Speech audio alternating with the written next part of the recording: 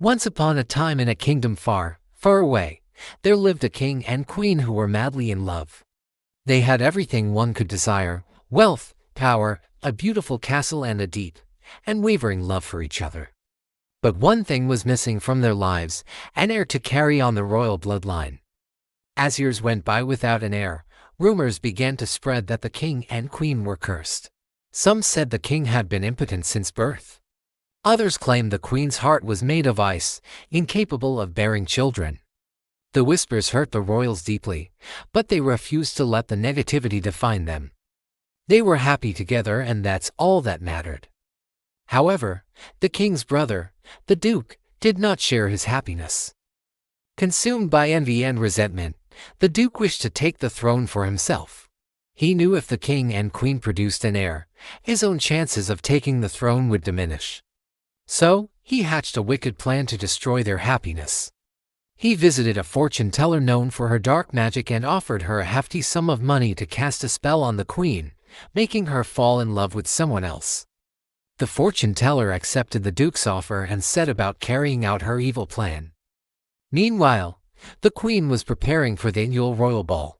She wanted to look her best and put on a brave face despite the hurtful rumors. As she stood before her vanity, admiring her reflection, the duke entered the room and noticed. The duke had taken a vial of the fortune teller's love potion and was waiting for the perfect moment to slip it into the queen's drink.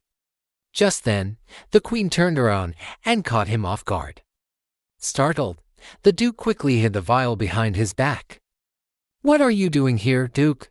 the queen asked, surprised by his presence. I just came to escort you to the ball, Your Majesty," the duke stammered, trying to hide his nervousness. The queen eyed her brother suspiciously, but decided not to press the issue. She took the duke's arm, and they walked out of the room together. The queen was still suspicious of her brother, but she couldn't shake off the feeling that something was wrong. As the night wore on, the queen danced with many nobles, but she couldn't help thinking about her brother's strange behavior earlier that evening. She excused herself from a dance and went to the garden for some fresh air. That's when the duke approached her, a glass of wine in hand. "Care to join me for a dance, Your Majesty?" he asked, extending his arm. The queen hesitated for a moment, then placed her hand on his arm, and they began to dance. As they swayed to the music, the duke slipped the love potion into the queen's glass.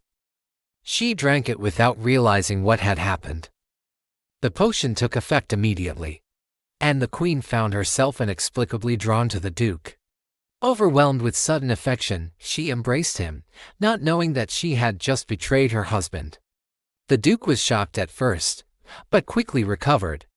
He had never felt so powerful, so close to his sister. As the night deepened, the two danced under the stars, lost in their own little world.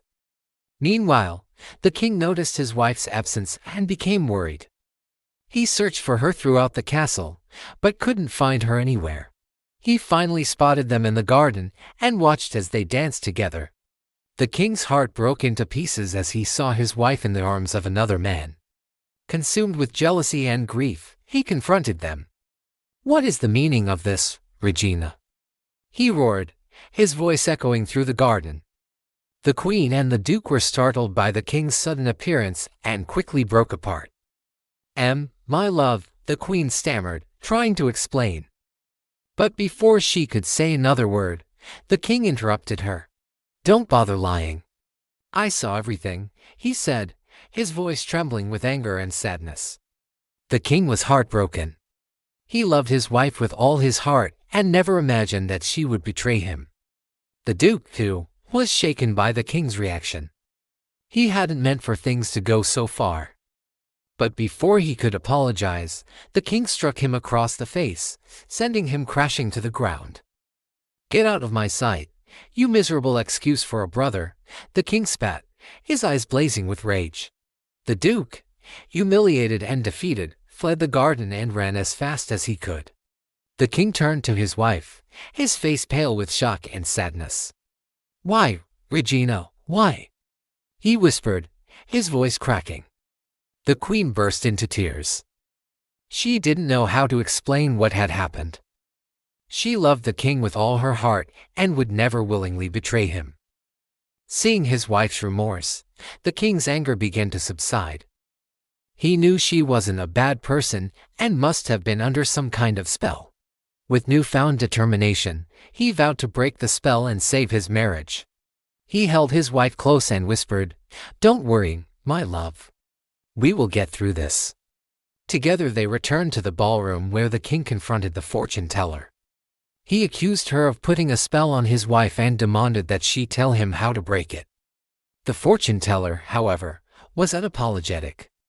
She had done as the Duke had asked and had no intention of taking the blame.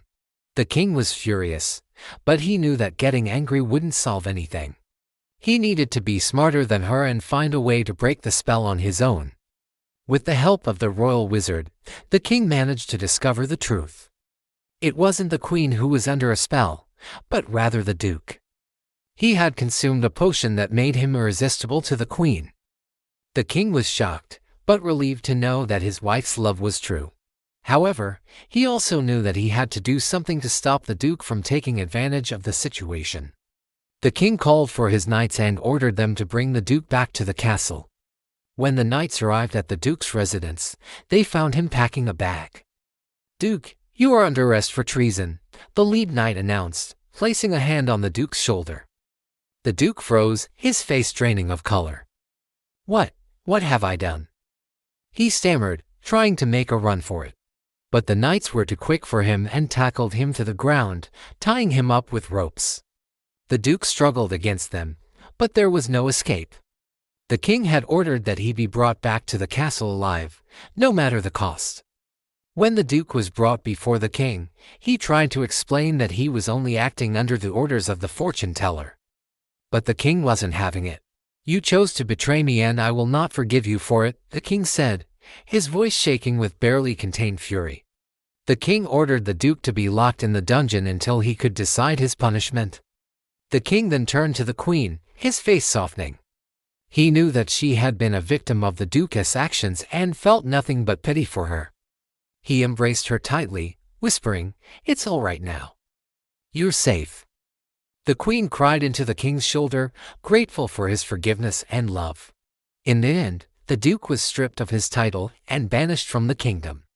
The king and queen were able to repair their marriage with the help of their love for each other and the support of the royal wizard. They ruled the kingdom wisely and fairly, always remembering the valuable lesson they had learned. Never let jealousy or mistrust take root in your relationship. Trust me, it only leads to pain and destruction. If you like the story, don't forget to leave a comment below.